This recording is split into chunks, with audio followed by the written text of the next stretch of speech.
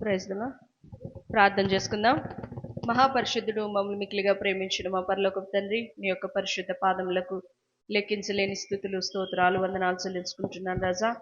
గడిచిన నాయన నెలంతా మమ్మల్ని ఎంతో క్షేమంగాను సురక్షితంగాను కాపాడి నాయన ఫిబ్రవరి నెల 2వ తారీఖున మీరు మమ్మల్ని ప్రవేశపెట్టిన విధానాన్ని బట్టి నీకు వందనాలు.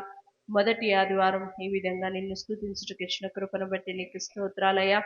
ఆరాధనని ప్రారంభిస్తుండగా ప్రారంభం నుండి చివరి వరకు మీరే మహిమ పొందమని సన్నిధిలో ప్రార్థిస్తున్నాం. రావాల్సిన ప్రతి బిడను క్షేమంగాను త్వరితంగా నడిపించండి. ఏ బిడ నిర్లక్ష్యము చేయకుండా నాయన నీ సన్నిధికి వారిని త్వరపెట్టి తీసుకురమ్మని వేడుకుంటున్నానయ్యా. ఆరాధన అంతట్లో మీరు అధ్యక్షత వహించి నడిపించమని వేడుకుంటున్నాం.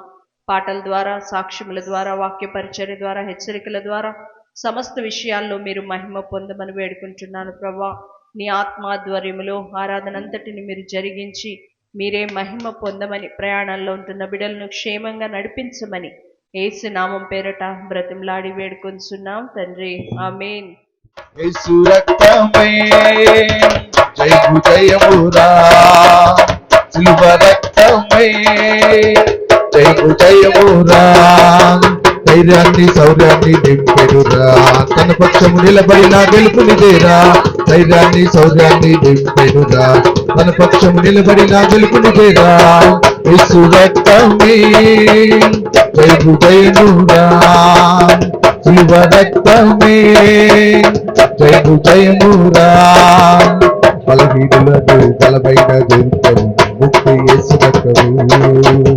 వ్యాధి బాధలు విడుదల కలిగించు స్వస్థత యేసు రక్తము.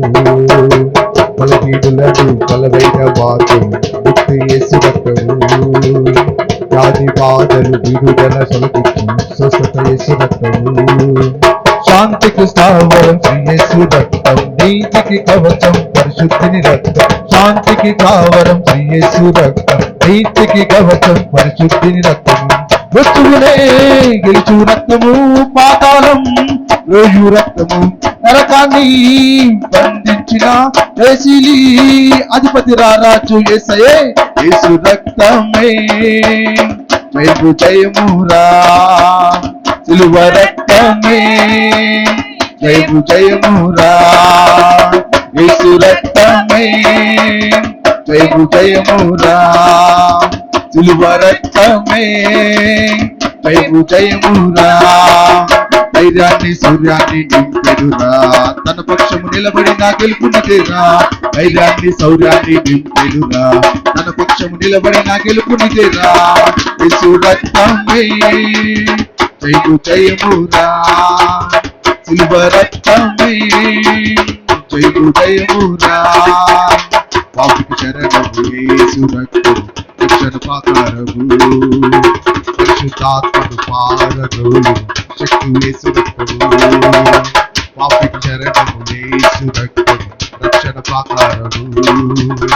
అపవిత్రాత్మను పారదోలు రక్తము యేసు రక్తము. శత్రువు నిలువడు, విరోధి ఎవడు, ఏ ఆయుధము నీపై వర్తిల్ల. శత్రువు నిలువడు, విరోధి ఎవడు, ఏ ఆయుధము నీపై వర్తిల్లదు. సాతానే నలగగొట్టిన వాడి తలపై చెదగొట్టిన కొరమ సింహమై వేగారుదిగా తీర్పు తీర్చు వచ్చు రారాజు యేసయ్యే. యేసు రక్తమే జయము జయమురా, సిలువ రక్తమే జయము జయమురా. యేసు రక్తమే జయము జయమురా, సిలువ రక్తమే జయము జయమురా. ధైర్యాన్ని శౌర్యాన్ని నింపెనురా, తన పక్షం నిలబడిన గెలుపునిదేరా. ధైర్యాన్ని శౌర్యాన్ని నింపెనురా, తన పక్షం నిలబడిన గెలుపునిదేరా. యేసు రక్తమే జయము జయమురా, సిలువ రక్తమే జయము జయమురా. యేసు రక్తమే జయము జయమురా, సిలువ రక్తమే జయము జయమురా. యేసు రక్తమే జయము జయమురా, సిలువ రక్తమే జయము జయమురా. యేసు రక్తమే జయము జయమురా, సిలువ రక్తమే జయమురా. హల్లెలూయా హల్లెలూయా హల్లెలూయా. మన రెండు హస్తాలెత్తి దేవుణ్ణి స్తుతిద్దాం. కొద్ది సమయము దేవుణ్ణి ఆరాధిద్దాం. నోరు తెరిచి మన శక్తి కొలది, మనకి ఆయన ఇచ్చిన స్వస్థత కొలది దేవుణ్ణి స్తుతిద్దాం. హల్లెలూయా హల్లెలూయా హల్లెలూయా హల్లెలూయా హల్లెలూయా హల్లెలూయా. మన ఒంటరి పైన ఆయన నీడ మన మీద నిలిచినప్పుడు ఆయన యొక్క శక్తి, ఆయన యొక్క బలం మనం పొందుకుంటాం. ప్రేమయే నాకు చాలు, నీ తోడు నాకుంటే చాలు, నా జీవితాన ఒంటరి పయనాన నీ నీడలో నన్ను నడిపించుమా. నీ ప్రేమయే నాకు చాలు, నీ తోడు నాకుంటే చాలు, నా జీవితాన ఒంటరి పయనాన నీ నీడలో నన్ను నడిపించుమా. నీ ప్రేమయే నాకు చాలు. యేసయ్యా యేసయ్యా యేసయ్యా యేసయ్యా యేసయ్యా యేసయ్యా యేసయ్యా యేసయ్యా యేసయ్యా యేసయ్యా. నీ ప్రేమతోను నీ వాక్కుతోను నిత్యము నన్ను నిలిపించుమయ్యా. నీ ఆత్మతోను నీ సత్యముతోను నిత్యము నన్ను కాపాడుమయ్యా. నీ సేవలో నీ సన్నిధిలో నీ మాటలో నీ పాటలో నిత్యము నన్ను నడిపించుమయ్యా. యేసయ్యా యేసయ్యా యేసయ్యా యేసయ్యా యేసయ్యా యేసయ్యా యేసయ్యా యేసయ్యా యేసయ్యా యేసయ్యా. నీవు లేక నేను జీవించలేను, నీ రాకకై వేచి ఉన్నా. నీవు లేని నన్ను ఊహించలేను, నాలో నివసించుమన్నా. నా ఊహలో నీ రూపమే, నీ ధ్యాసలో నీ ధ్యానమే, నిత్యము నిన్ను నడిపించుమయ్యా. యేసయ్యా యేసయ్యా యేసయ్యా యేసయ్యా యేసయ్యా యేసయ్యా యేసయ్యా యేసయ్యా యేసయ్యా యేసయ్యా. నీ ప్రేమయే నాకు చాలు, నీ తోడు నాకుంటే చాలు, నా జీవితాన ఒంటరి పయనాన నీ నీడలో నన్ను నడిపించుమా. మనది ఒంటరి జీవితమే. ఈ ఒంటరి జీవితంలో ఎవరిని తోడుగా నీవు పెట్టుకుంటున్నావు? ఎవరి బాటలో నీవు నడుస్తున్నావో ప్రియ సహోదరుడా, సహోదరి, ఆయన ప్రేమను నీవు పొందగలుగుతున్నావా? ఆయన ప్రేమను నువ్వు ఆశించగలుగుతున్నావా? నీ ఒంటరి జీవితంలో నేను ఒంటరిదాన్ని ఒక్కసారి ఆయన్ని జ్ఞాపకం చేసుకో. నీ ప్రేమతో నన్ను నింపయ్యా, నీ ఆత్మతో నన్ను నింపయ్యా, నీ మాటతో నన్ను నడిపించయ్యా, నీ ప్రేమ బాటలో నన్ను నడిపించి యేసయ్యా. ఆయన ఆయన వైపు చూచినప్పుడు ప్రతి ఒక్కరిని ఆయన చేయబట్టి నడిపించే దేవుడు అయించున్నాడు. తల్లి అయి తండ్రి అయిన ఆదరించే దేవుడు అయించున్నాడు. అయ్యా నిత్యములను కాపాడుమయ్యా, నిత్యము నువ్వు నీ నన్ను సేవలో నీ సన్నిధిలో నీ మాటలో నీ బాటలో నిత్యమునను నడిపించుమయ్యా యేసయ్యా, యేసయ్యా, యేసయ్యా, అనేకమైన బలహీనతలు నాలో ఉన్నాయ్యా. నేను ఒంటరి జీవితాన్ని ప్రభువా ఆయన వైపు చూడగలుగుతున్నావా? ప్రియ సహోదరుడా, సహోదరి, ఆయన వైపు చూడు. ఆయన ప్రేమను నీవు అనుభవించినట్టయితే, ఆయన ఆత్మ కొనుకుని నీవు కనిపెట్టినైతే, ఆయన సేవలో నిన్ను బలపరిచే దేవుడైంచున్నాడు.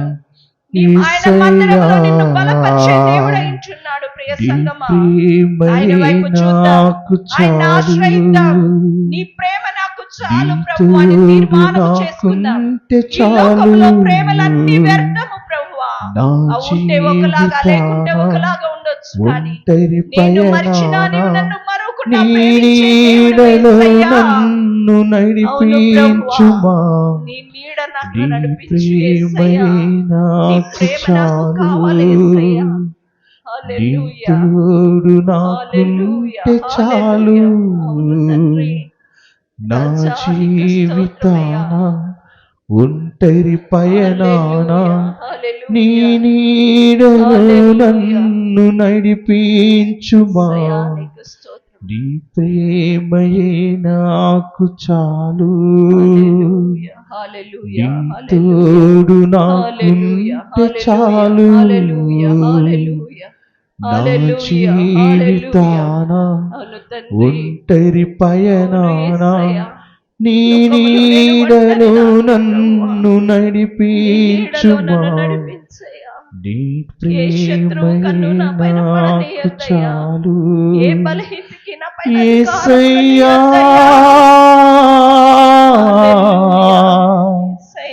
యేసయ్యా, యేసయ్యా,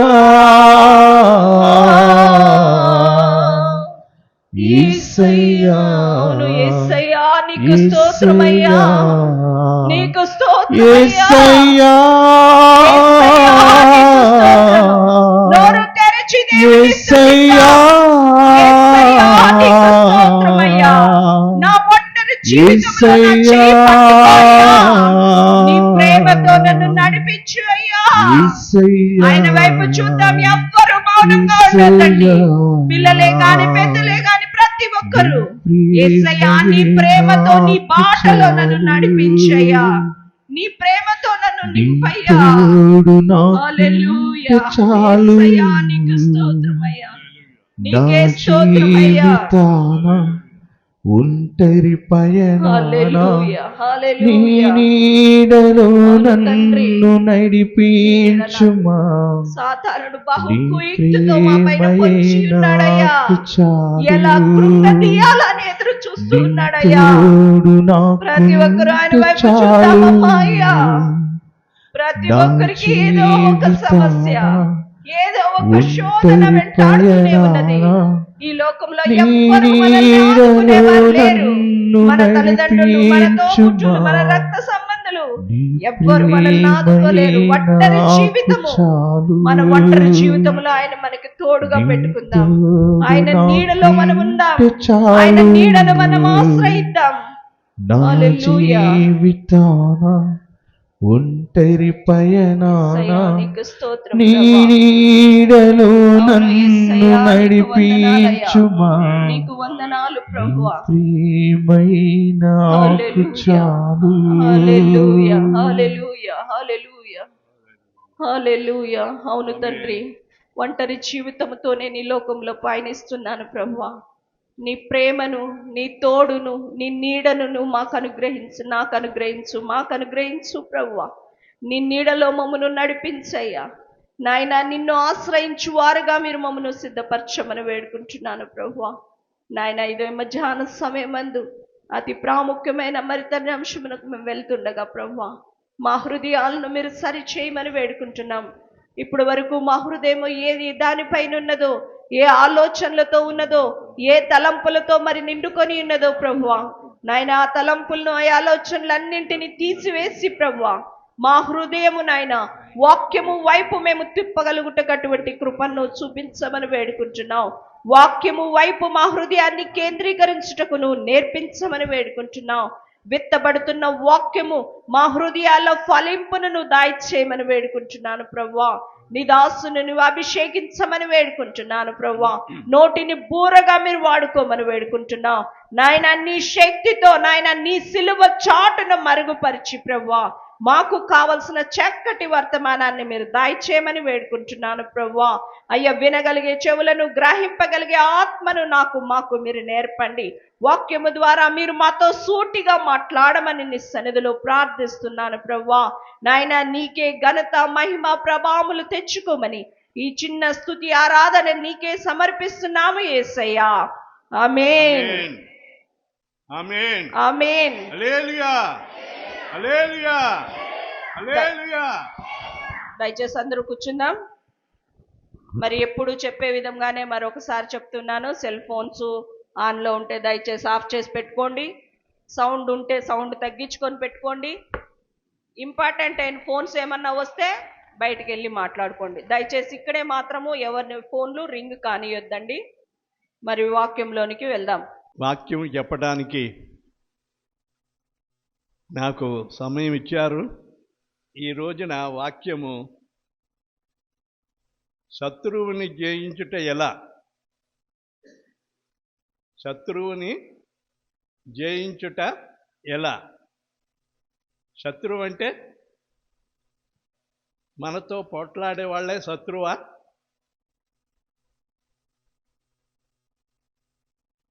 నరమాత్రులు ఎవరు మనల్ని ఏమీ చేయలేరు. సాతానుడున్నాడే, దేవుని విరోధి, దేవునితో కలబడలేక తన బిడ్డలైన వారిని శోధిస్తూ ఉంటాడు. నీవు నిజముగా దేవుని వైపు చూస్తే నీవు శత్రువుని జయించగలవు. ఇక్కడ శత్రువుని జయించుట ఎలా, శత్రువుని జయించటం ఎలా? 2వ రాజుల గ్రంథము 3వ అధ్యాయము 18వ వచనము. ఇది యెహోవా దృష్టికి అల్పమే, ఆయన మోయాబీలను మీ చేతికి అప్పగించును. చాలు. ఈ మాట ఎవరు చెప్తున్నారు, ఎవరితో చెప్తున్నారు? మనం వినాల.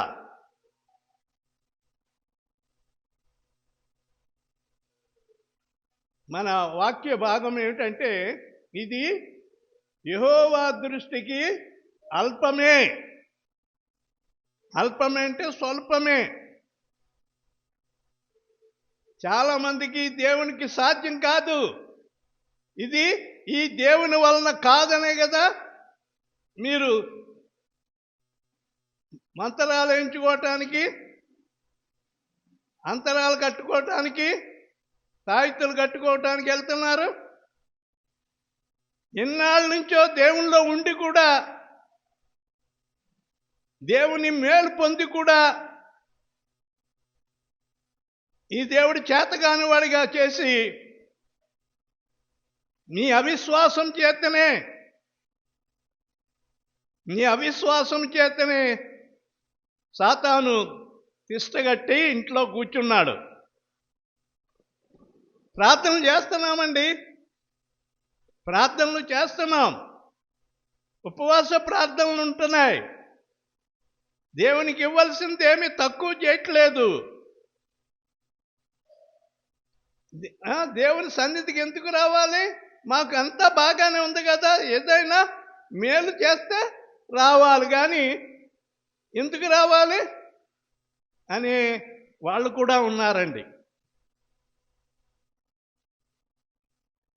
అయితే ప్రియమైన వారులారా, ఇక్కడ ఎలీషా ప్రవక్త ఈ మాట అంటున్నాడు. ఎవరితో అంటున్నాడంటే, ఇశ్రాయేలు రాజును 9వ వచనములో చూస్తే, ఇశ్రాయేలు రాజును, యూదా రాజును, ఎదోము రాజులు, 3 రాజులు. ఇశ్రాయేలు రాజు, యూదా రాజు, ఏమండి, ఎదోము రాజు.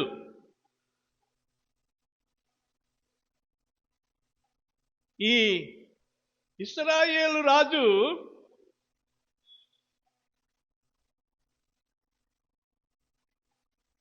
ఆహాబు ఉండేవాడు.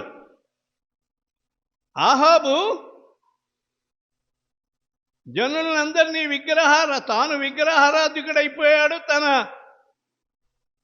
ప్రజలందరినీ విగ్రహారాధన వైపు త్రిప్పేశాడు. ఎందువలన? పొగరెక్కి, దేవుని మీద నమ్మకం లేక, తన భార్య చెప్పినట్లు బయలుదేవతలకు గుళ్ళు కట్టించి వాటికి ధూపం వేయిస్తూ, బయలు ప్రవక్తలను పోషిస్తూ, దేవుని సొమ్మంతా అన్య విగ్రహాలకు, విగ్రహ సంబంధమైన వాటన్నిటికీ ఖర్చు పెడుతూ తన ప్రవర్తన అంతా కూడా దెయ్యాల మీద పెట్టేసుకున్నాడు మనసు. అయితే దేవుడు తనకు విరోధిగా ఉండి తన వైపు ముఖం తిప్పుకున్నాడు. అయితే ఈ ఆహాబు కొంతమంది తనకు అనుకూలమైన ప్రవక్తలు, బయలు ప్రవక్తలు, ఏమండి, బయలు ప్రవక్తల్ని మరి అడుగుతూ ఉండేవాడు. తనకేదైనా సమస్య వచ్చినప్పుడు అవేం చెప్తాయి? అవేమీ నోరుండి మాట్లాడవు, కళ్ళుండి చూడవు, చెవులుండి వినవు. మూగ విగ్రహాలవి. వాటికి మూగ విగ్రహాలను తెలిసి కూడా వాటి వెంబడే పడతా ఉంటారు జనాలు.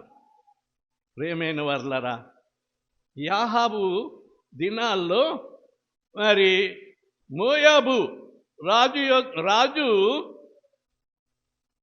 ఈ ఆహాబుకి ప్రతి ఏటా 1,00,000 గొర్రె పిల్లలను,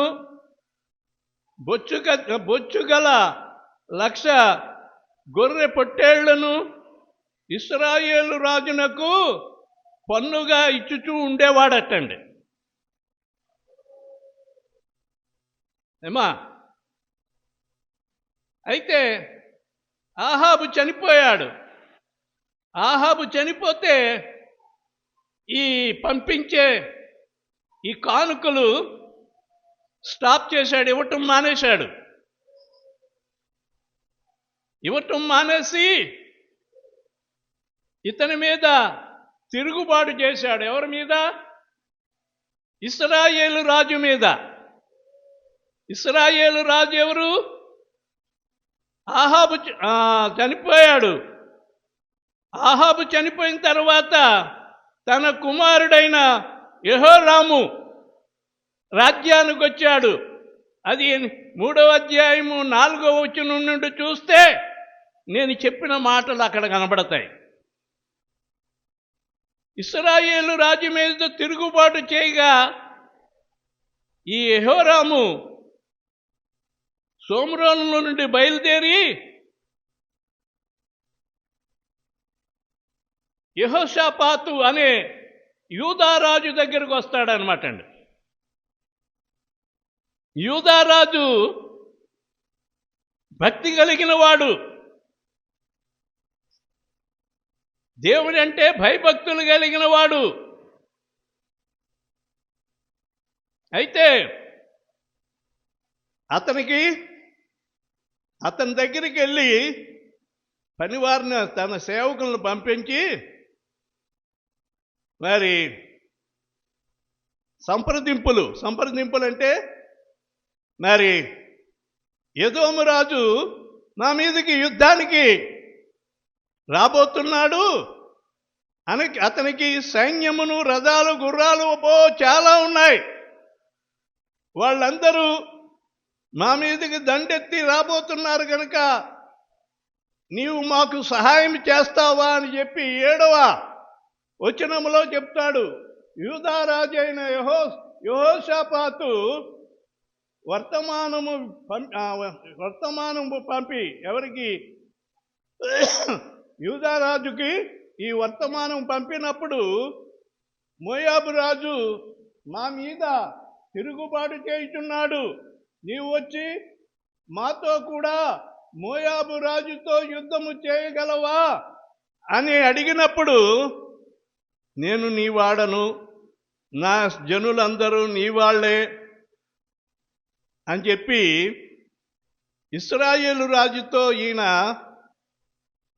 సంప్రదింపులు చేస్తాడు. ఆల్రెడీ వస్తాను, నీతో కలిసి మనము మోయాబు రాజును ఓడిందామని చెప్పి వీళ్ళు మాట్లాడుకున్నారు. ఎంతమంది అండి? ఇశ్రాయేలు రాజును, యూదారాజు. ఈ ఇద్దరికి మరొకడు తోడయ్యాడు. ఎవరండి? ఎదోము రాజు. వీళ్ళు పోగయ్యి వారు 7 రోజులు ఆ అరణ్య ప్రదేశంలో సంచారము చేస్తూ ఉన్నారు. అరణ్య ప్రదేశంలో సైన్యముతో ఏ పక్క నుండి మోయాబీయులు యుద్ధానికి వస్తారో అని వారు తిరుగుతూ ఉన్నారు అరణ్యములో. బాగా ఆలకించండి. అయితే 7 రోజులు అయిన తర్వాత తాగటానికి నీళ్లు లేవు, పశువులకి లేవు, ఆ ప్రజలు తాగటానికి నీళ్ళు లేవు. అప్పుడు ఇశ్రాయేలు రాజు ఏమంటాడంటే యెహోషాపాతుతో అంటాడు 10వ వచనంలో, ఇశ్రాయేలు రాజు కటకట 3 రాజులమైన మనలను మోయాబు చేతికి అప్పగింపవలనని యెహోవా మనను పిలిపించాడు అని చెప్పి ఈ ఇశ్రాయేలు రాజు, ఎవరు? ఆహాబు కుమారుడు, అన్యుడే అనుకోవాలి, పేరుకు మాత్రము ఇశ్రాయేలీలు. క్రైస్తవులని పేరు పెట్టుకుంటారయ్యా, చేసే అన్ని అన్య పద్ధతులే, చేసేవన్నీ లోక సంబంధమైన వాటిని. దేవుని నమ్ముకున్నారు, ఏం ప్రయోజనం? నీవు దేవుని మీద నిలబడు, దేవుని వైపు చూడు. ఎన్ని సమస్యలు వచ్చినా దేవుడు మనకున్నాడు, మన పక్షముగా దేవుడున్నాడు అని చెప్పి నీవు దేవుని మీద ఆధారపడవలసింది మానేసి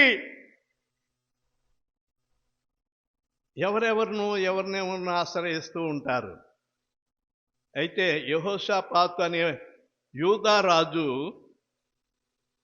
అక్కడ అడుగుతాడు ఇశ్రాయేలు రాజును అడిగినప్పుడు, ఇక్కడ ఎవరైనా ప్రవక్త అనేవారు ఉన్నారా దేవుని మార్గాన్ని మనకు బోధించేవారు, దేవుని చిత్తాన్ని మనకు బయలుపరిచేవారు ఇక్కడ ఈ ప్రాంతంలో దేవుని ప్రవక్త ఎవరైనా ఉన్నాడా అని అంటే, ఇశ్రాయేలు రాజు సేవకుల్లో ఒకడంటాడు, అయ్యా ఇక్కడ ఎలీషా అనే ఒక దైవజనుడున్నాడు, ఫలానా చోట ఎలీషా అనే ప్రవక్త ఉన్నాడు అనేసరికి ఆ ముగ్గురు రాజులు ఎలీషా దగ్గరికి వస్తారండి. ఎలీషా దగ్గరికి అంటే దేవుని దగ్గరికి వచ్చినట్టే. దేవుని ప్రవక్త దగ్గరికి వచ్చామంటే దేవుని దగ్గరికి వచ్చినట్టే. దేవుని చిత్తాన్ని నీవు తెలుసుకోవాలి, దేవుని దగ్గరికి వచ్చి దేవునికి మొరపెట్టుకోవాలి. వారు దేవుని దగ్గరికి వచ్చినప్పుడు ఆ ముగ్గురిని చూశాడు. ఎవరు? ఎలీషా. ముందుగా కనబడుతున్నారు ఎవరో తెలుసా అండి? ఇశ్రాయేలు రాజు యెహోరాము.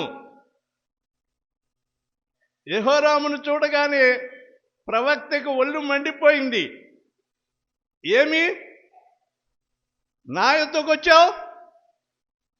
మీ తండ్రి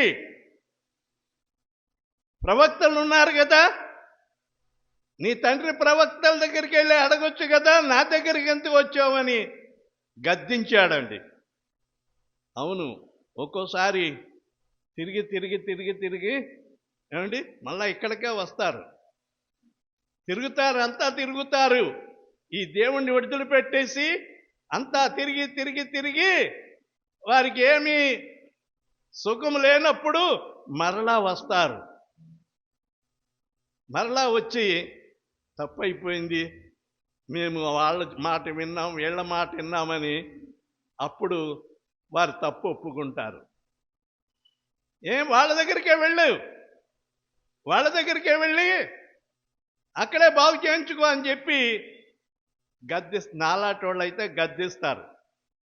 అమ్మగారు లాంటోళ్ళు పోతే పోయిందిలే ఊరుకో, వాళ్ళు తప్పు తెలుసుకుని వచ్చారు, తప్పు తెలుసుకుని వచ్చారని చెప్పి అమ్మగారు పాపం సమర్థించి ప్రార్థన చేసేది. ప్రియమైన వారులారా, ముందే మనము దేవుణ్ణి మనం బలంగా నమ్మాలి. ఇసుక మీద మన పునాది వేయకూడదు, క్రీస్తు అనే బండ మీద మనం పునాది వేసుకోవాలి. ఎన్ని ఇక్కట్లు వచ్చినా, ఎన్ని శోధనలు వచ్చినా, ఎన్ని వ్యాధులు వచ్చినా, ఎన్ని సమస్యలు వచ్చినా ఈ దేవుణ్ణి పక్కన పెట్టేసి నీవు వేరే వేరే నీవు వెళ్ళావంటే నీవు అనేకమైన బాధలు పడతావు. యేసు ప్రభువారు చెప్పారండి, ఒక మాట చెప్పారు, జ్ఞాపకం చేస్తాను.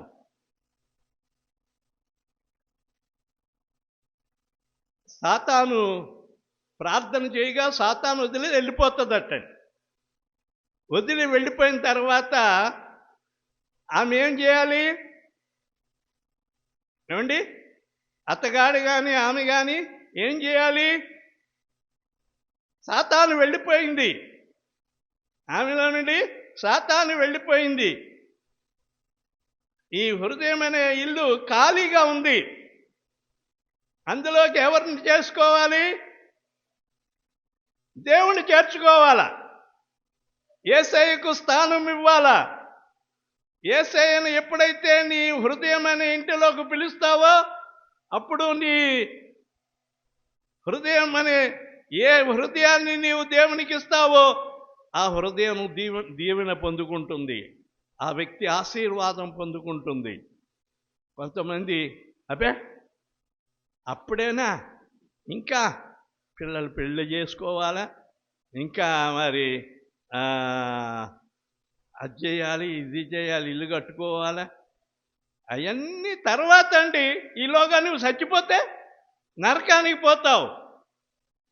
దేవుని ముందు చేర్చుకో, దేవుని యొద్దకు వచ్చి దేవుణ్ణి చేర్చుకుంటే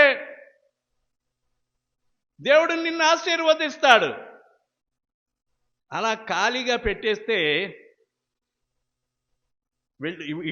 వెళ్ళిపోయిన సాతానంట ఊరంతా తిరిగేసి తిరిగి ఎక్కడా స్థలం లేకపోతే తను అనుకుంటుందట, నేను విడిచి వచ్చినా ఆ ఇంటి దగ్గరికి వెళ్తాను, ఆ ఇల్లు ఎలాగుందో పరిస్థితి కనుక్కుందామని వస్తుందట. తొంగి చూసేసరికి ఆ ఇంటిలో చక్కగా ఊడ్చి క్లీన్గా చక్కగా ఉందంట. తాను వెళ్ళి తనకంటే చెడ్డవి 7 దయ్యాలు తీసుకొచ్చి, నడండి మీకు మంచి ప్లేసు చూపిస్తాను, మందే అది, రా అని చెప్పి 7 దయ్యాలను తీసుకొచ్చి ఆ ఇంటిలో ప్రవేశపెడతాయటండి. ఇది యేసు ప్రభు వారు స్వయంగా చెప్పిన మాట. మొదటి స్థితి కంటే కడపటి స్థితి మహా భయంకరము. ఇంకా 4 తెగుళ్ళు చుట్టుకున్నాయి, ఇక 4 దయ్యాలు చుట్టుకున్నాయి. కనుక దేవుని బిడ్డలమైన మనము దేవుని పైనే మనం నిరీక్షణ కలిగి ఉండాలి. ఎన్ని సమస్యలు వచ్చినా దేవుని వైపే చూడాలి. కొంచెం ఆలస్యం అవుతుందని మనము విడిచిపెట్టేయకూడదు. నీ నిరీక్షణ ఏమి? వచ్చిన వెంటనే అయిపోవాలా, వచ్చిన వెంటనే దేవుడు చేసేయాలా? చేయడు ఆయన. నీ బుద్ధి ఎలాంటిదో ఆయనకు తెలుసు బాగా. వెంటనే చేసావనుకో మళ్ళా ఈ దరిదాపుల్లో ఎక్కడా కనబడవు అనమాట అండి. ఏమ్మా గుడికి రాలేదంటే, నాకు చాలా పనులు ఉన్నాయండి, వ్యాపారం ఉంది, మాకు అదండి ఇదండి, మాకు అయ్యే లేదు. ఓ ఎంత మోసగత్తి. బాగు చేసే వరకు వచ్చి బాగైపోయిన తర్వాత ఆమెకు టైం కుదరట్లేదట దేవుని సన్నిధికి రావటానికి. అందుకనే దేవుడు అటువంటి వాళ్ళని చూసి అటువంటి బుద్ధి ఆయనకు తెలుసు. నీవు అపనమ్మకస్తుడు అని దేవునికి బాగా తెలుసు కాబట్టి ఆయన కనిపెడతాడనమాట అండి. కనిపెడతాడు. ఇక్కడ ఎలీషా ఆ 3 రాజులను చూసి, ఇశ్రాయేలు రాజును కానీ ఎదోము రాజును కానీ ఏమి లెక్క చేయలే. మీరు ఉన్నారని సంగతి తెలుసుంటే నేను రాకపోదును, కానీ ఇందులో యెహోషాపాతును బట్టి నేను మీ మధ్యకి వచ్చాను. వచ్చిన పని ఏమిటనంటే, అయ్యా ఎదోము రాజు మా మీదికి బలముగా యుద్ధానికి వస్తా ఉన్నాడు, ఆ శత్రువుని జయించడానికి మాకు భయం వేస్తుంది, దేవుడు మాకు జయమిస్తాడా? ఏ రీతిగా దేవుడు జయమిస్తాడో? ప్రస్తుతము తాగటానికి నీళ్లు లేవు, ఏమండి, ఆ సైన్యానికి లేవు. ఆ సైన్యంలో ఎక్కి వచ్చిన గుర్రాలు రౌతులు వాటికి తాగటానికి నీళ్లు లేవు. ఒక్క గ్లాసు నీళ్లు కూడా వాళ్ళకి అరణ్యములో ఇచ్చే నాదుడెవరూ లేరు. కటకట అంటే మేము కటకటలాడిపోతున్నాము నీళ్లు లేక అని చెప్పినప్పుడు మీరున్న ఆ లోయలో చాలా వరకు కొన్ని గుంతలు తవ్వండి. ఏమండి, 18వ వచనంలో ఇది యెహోవా దృష్టికి అల్పమే, ఆయన మోయాబీయులను మీ చేతికి అప్పగించును, మీరు ప్రాకారములు గల ప్రతి పట్టణమును, రమ్యమైన ప్రతి పట్టణమును కొల్లబెట్టి మంచి చెట్ల నెల్ల నరికి, ఇక్కడ ప్రవచనం చెప్తున్నాడు అనమాట అండి. దేవుడు మీకు జయమిస్తాడు. మోయాబు రాజు అయిన రాజును సైన్యాన్ని దేవుడు మీకు అప్పగిస్తాడు. అప్పగించిన తర్వాత వారి దేశమును వారి పట్టణమునంతటినీ కూడా నాశనం చేస్తారు అని ఎలీషా వారికి చెప్పినప్పుడు వారు ఏం చేస్తారంటే అండి, ఆ లోయ నిండా గుంతలు గుంతలు తవ్వుతారు. ఆ గుంతలు తవ్వగానే మబ్బు అయినా లేదటండి.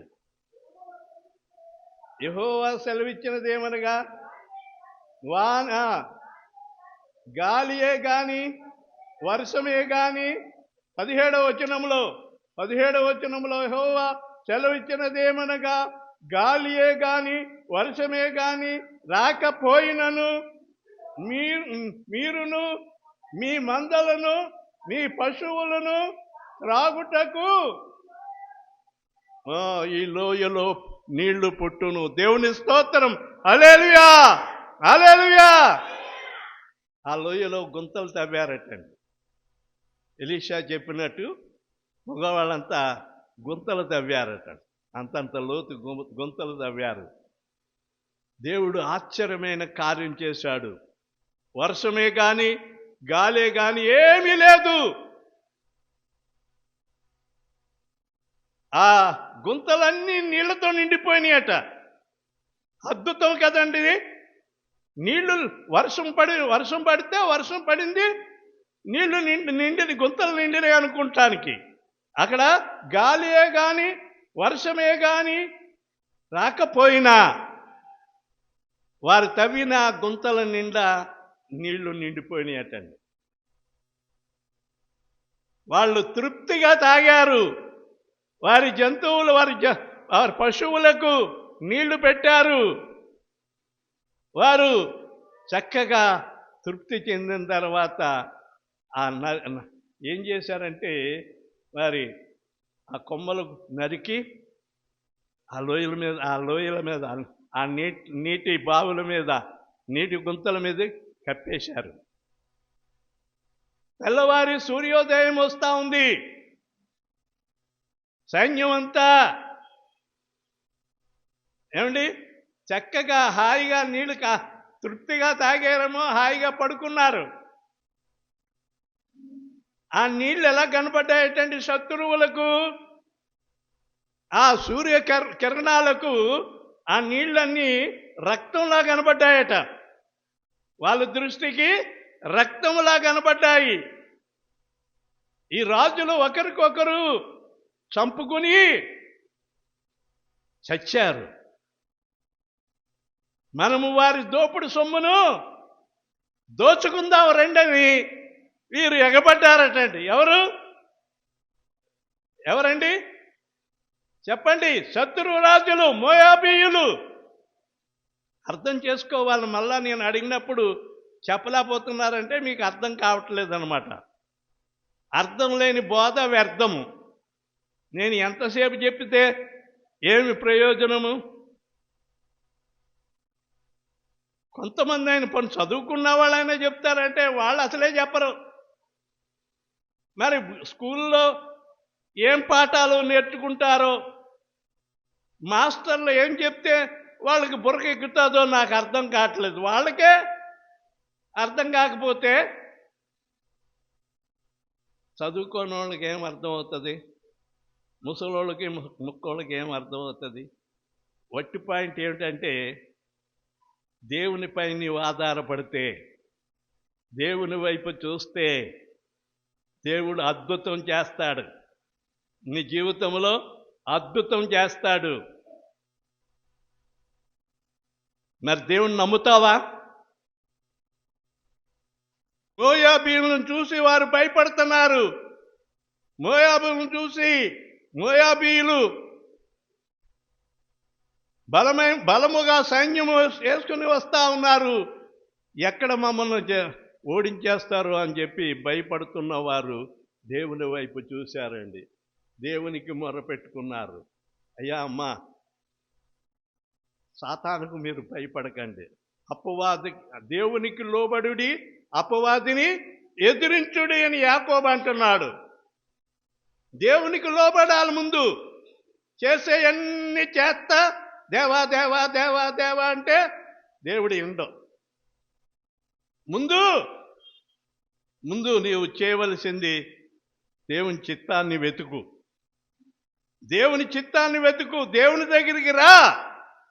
దేవుని సన్నిధిలో నీవు అంగలార్చు. దేవునికి నీవు మొరపెట్టుకో. దేవుడు నీ సమస్య తీర్చేవాడాయన. నీ వ్యాధిని స్వస్థపరిచేవాడు. నీ శత్రువును నీ చేతికి అప్పగించేవాడాయన. జయము కలుగ చేసేవాడు నీవు నమ్మిన నీ దేవుడు.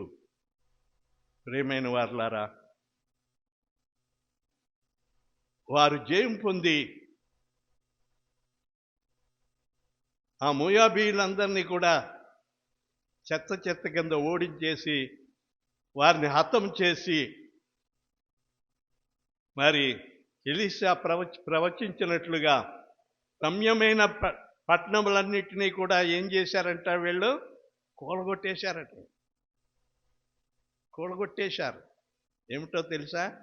ఆ నీళ్లు ఆ రక్తంగా కనబడేసరికి అందరూ చచ్చిపోయారని వాళ్ళ దగ్గరకు వచ్చి దోపుడు సొమ్ము దోచుకోవటానికి వచ్చేసరికి వీళ్ళు పడుకున్న వాళ్ళు లేచి అకస్మాత్తుగా లేచి వారితో యుద్ధం చేసినప్పుడు వారందరూ అళ్ళిపోయి హతం అయిపోయారటండి.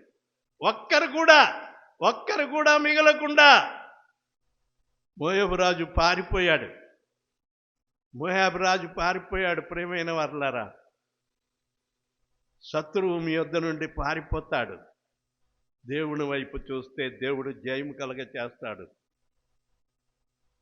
ఎలీషా ప్రవచించినట్లుగా ఆ రమ్యమైన పట్టణం అంతా కూడా రాళ్లతో నింపేశారటండి.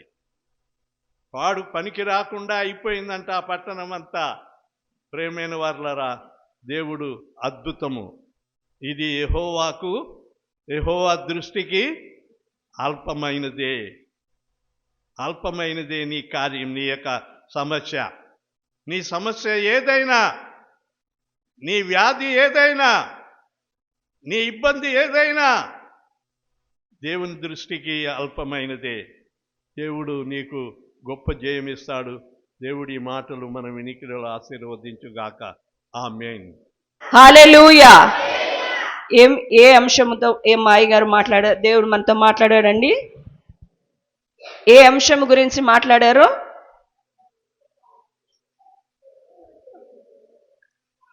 దేవునికి అల్పమైనది ఏదైనా ఉందా? దేవునికి అసాధ్యమైనది, దేవునికి అల్పమైనది. ఇది అల్పమైనదా? ఏమన్నా మనకున్న సమస్య, మనకున్న బలహీనత, మనకున్న శోధన, మనకున్న అసమాధానము మనకైతే అసాధ్యము. దీన్ని జయించుట మనకు అసాధ్యము కాబట్టే మరి మనం దేవుణ్ణి ఆశ్రయించడం మానేసి అక్కడికి ఇక్కడికి పరిగెత్తుతున్నాం. వైద్య పొరుగు వారికి చెప్పుకునేదానికి, మరి వారికి చెప్పుకోనికి, వీరికి చెప్పుకోవడానికి మనం పరిగెత్తుతున్నాం.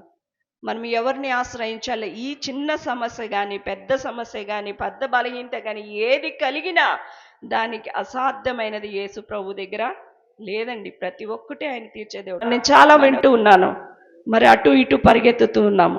చిన్న సమస్య కలిగితే మరి దేవుని వైపు నువ్వు రాగలుగుతున్నావా? దేవుని సన్నిధిలో మోకరించగలుగుతున్నావా? నువ్వు చేసుకున్న తీర్మానం ఏంటి? ఆ రోజు పాస్టర్ గారు నిన్ను అడిగారు, కడవరకు నీవు దేవుని సన్నిధిలో నిలబడతావా, నమ్మకంతో దేవునిలో సాగుతావా అని నిన్ను అడిగినప్పుడు, నీవు నీటి ద్వారా బాప్తిసం తీసుకుంటున్నప్పుడు నీవు చేసిన ప్రమాణం ఏమైందమ్మా? ఏమైందండి? ఒక్కసారి ఆలోచించండి.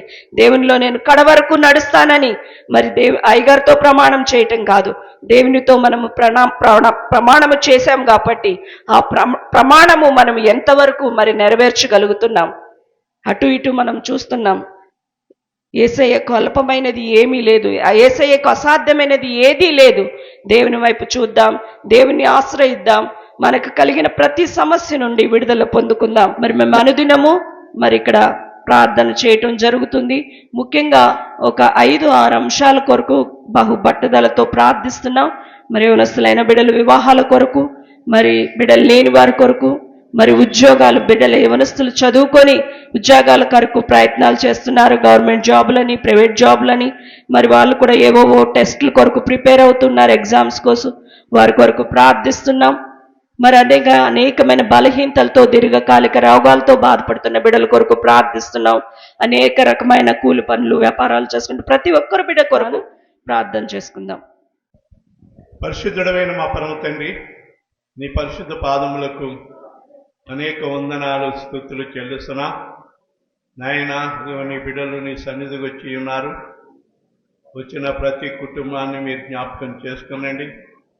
నాయన, మాకు ఏ సమస్య ఉన్నా మాలో మేము దిగమింగుకోవటం కాదు, కానీ నీ సన్నిధికి వచ్చి నీ సన్నిధిలో మేము మొరపెట్టుకోవాలి.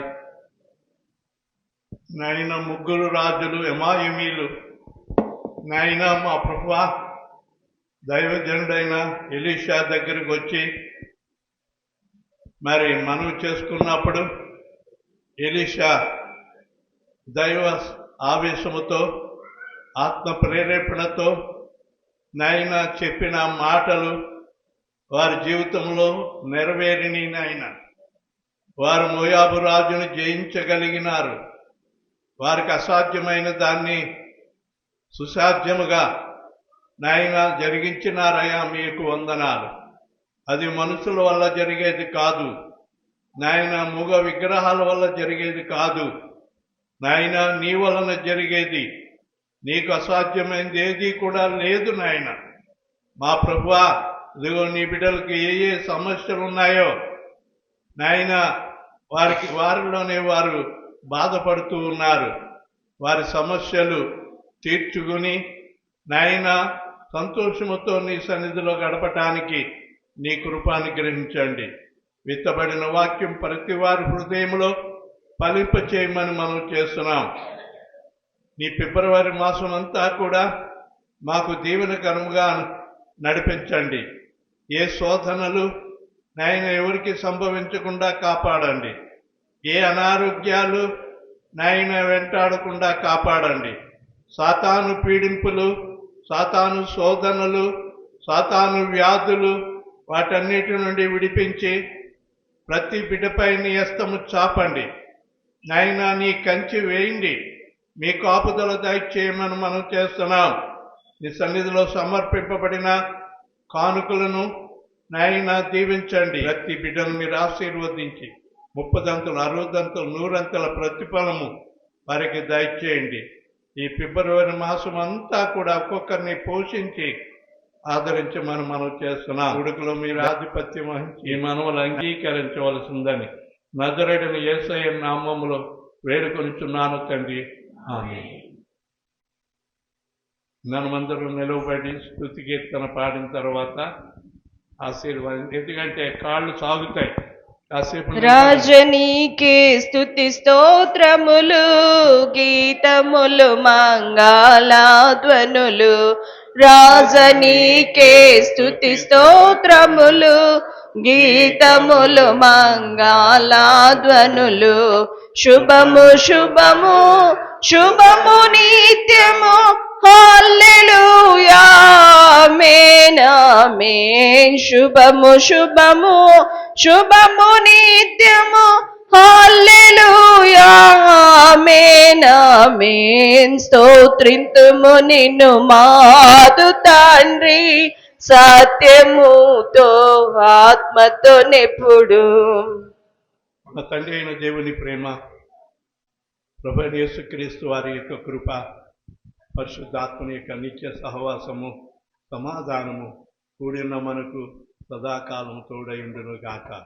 ఆమేన్.